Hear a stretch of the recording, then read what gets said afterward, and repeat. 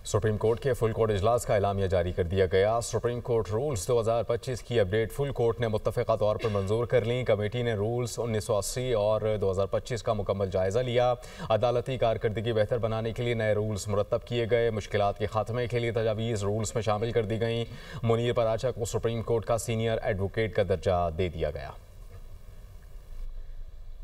Supreme court के full court इजलास का एलामिया जारी कर दिया गया। सुप्रीम कोर्ट रूल्स 2025 की अपडेट फुल कोर्ट ने मुत्तफ़िक़ा तौर पर मंजूर कर ली। कमेटी ने रूल्स 1980 और 2025 का मुकम्मल जायज़ा लिया।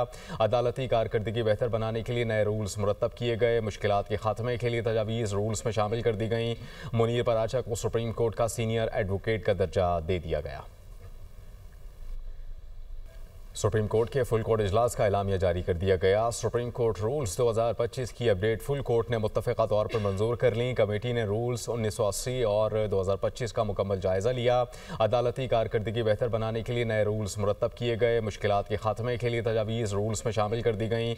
मुनीर पराचा को सुप्रीम कोर्ट का सीनियर एडवोकेट का दर्जा दे दिया गया।